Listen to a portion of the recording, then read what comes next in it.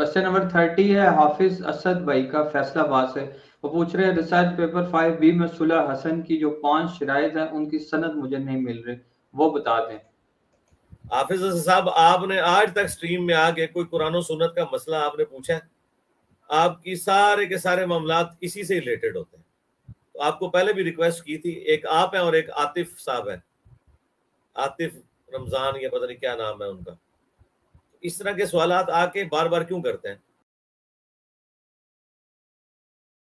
मेरा ये दावा है कि सुलह हसन के ऊपर इजमा है, इसके लिए किसी सनद की जरूरत नहीं है।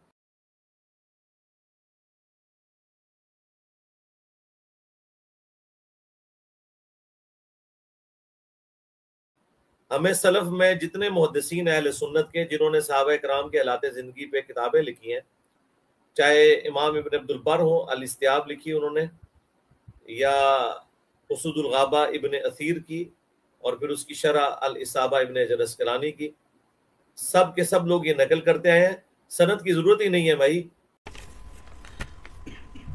जहां तक तारीख का ताल्लुक है तो तारीखदानों ने बड़ी मेहनत की, हमारे बुजुर्ग हैं, लेकिन उन्हीं बुजुर्गों ने हमें यह बात सिखाई कि बगैर किसी की सनद के हदीस को कबूल ना किया जाए, और हदीस में सनद भी मिले तब भी उसको सही और ज़ईफ और मौजू का फर्क करना है।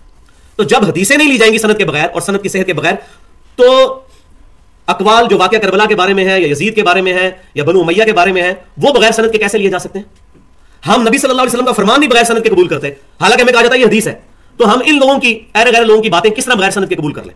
कभी नहीं करेंगे। यही हमारे मुहद्दिसीन रहमहुल्लाह ने हमें दर्स दिया है। इसके ऊपर इजमा है, और इजमा तो हदीस से भी बड़ी दलील है।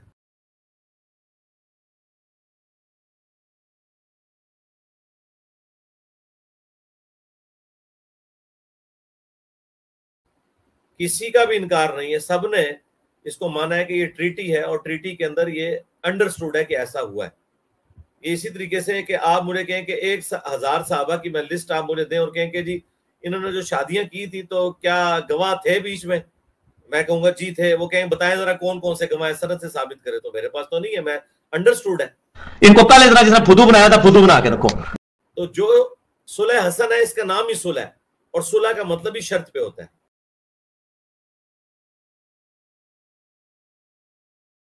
क्योंकि हसन इब्न अली तो वहां जंग लड़ने गए थे, बुखारी में मौजूद है।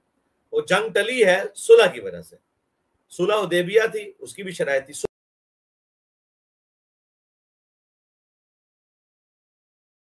का मतलब ही है शर्त।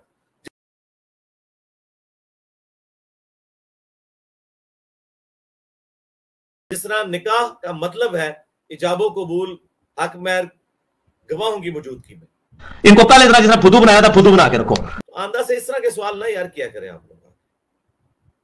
नेक्स्ट।